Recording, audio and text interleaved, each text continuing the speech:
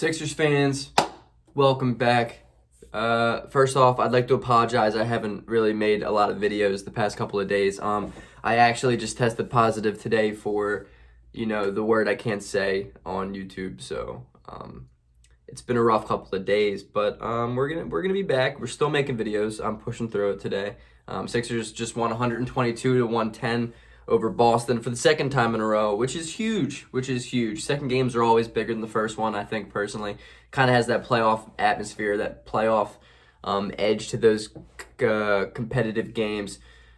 First thing, actually, I'm looking right now at the box score. Matisse Thybulle, 9 points. I'm pretty sure he had a couple threes. Good for you. Good for you, Tease. But Philadelphia looks really good. Looks really, really good. Tobias Harris had a huge game, 23 and 8 in 41 minutes. That dude plays so much. That dude plays so many minutes every single game. I just feel like people don't talk about it enough.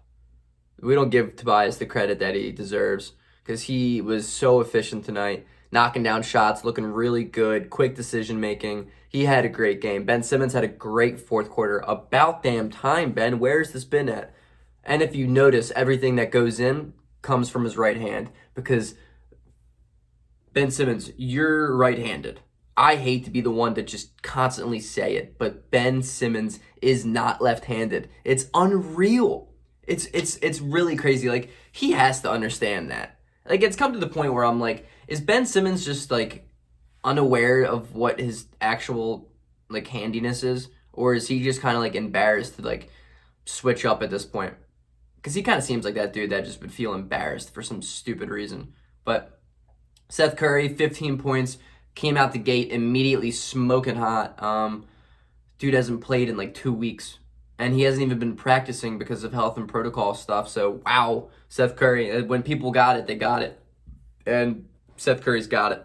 He played, how many minutes? 27. More than I thought. Furkan Korkmaz is terrible at basketball. Terrible. Tyrese Maxey only had 6 minutes. I mean, I don't know. I didn't love the fact that he didn't play a lot. Shake Milton didn't really play very well, but it's all right. He had a couple nice plays. Which comes to Joel Embiid. First of all, I would like to say that Embiid, I love the way this Celtics team is. I love this Celtics team so much because they don't have a single guy, Tatum in the lineup or not, a single guy that can even come close to guarding the MVP of Joel Embiid. They don't. With Daniel Tice, Tristan Thompson, no way. There's no one on that team that can even come close to stopping him, which kind of just makes me think like, all right, Boston's whatever. I'm not worried about Boston in the slightest, which is amazing to say because Boston is a great team. They have great wing depth. They are really good position 1 to 3. But 4 and 5, they don't have shit. Grant Williams sucks. Daniel Tice is not good. Tristan Thompson is not good. Who else? Semi Ojeleye, I mean, he's more of a 3. Robert Williams isn't good. They don't have anyone. That can cover a guy like Embiid. And so Embiid's just going to constantly give you 38 and 11, which he did tonight. In 30 minutes. The man was in foul trouble all game and still dropped 38 on their head. And Boston will have the audacity to still talk smack to Philly fans right now. There's nothing, like absolutely nothing you can say. We need one guy on our team to beat you. It was just so happened that we had 3 other guys give us good point performances. We didn't need that. We didn't need Ben Simmons to give us 15 and 11. Why not? Defensively, Embiid dominated. His net rating on defense when he's on the court and when he's off the court, it's got to be something ridiculous because he's a legitimate defensive anchor, and I'm here for it, man. He's so dominant. He got to the line every single time he needed to. The first half, I felt like Adam Silver went out of his way to be like, all right, don't call fouls on Embiid because Embiid was getting hacked.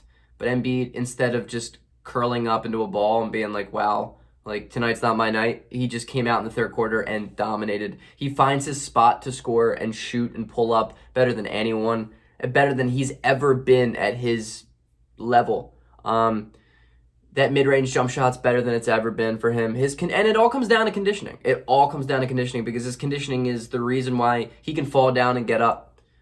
You know, a couple years ago, every time he fell down, we're like, you know, like we're biting our nails. We're thinking, oh, he just broke something. But now it's like I don't fear the same way as I used to. Knock on wood. But I don't fear the same way just because I think he is elite conditioning right now, and that lets him be consistently good throughout longer periods of time. He's not just going to give us a really good quarter and then fizzle out. Like, he's not lazy right now. He's not lazy finding his spots, getting to the rim. He is so incredibly good, and he's so crafty in his footwork. Like, his footwork is unbelievable. Doris Burke talked about it all night, and she's right. His footwork is elite. It's what gets him to the line. It's what gets him to so many open looks from the post because it's so impressive. He's so crafty and nimble, and he's 270 pounds, 280 pounds, but he moves like a guy who's 200 pounds, and it's so impressive. And if his jump shot is going to continue to fall at the level that it is,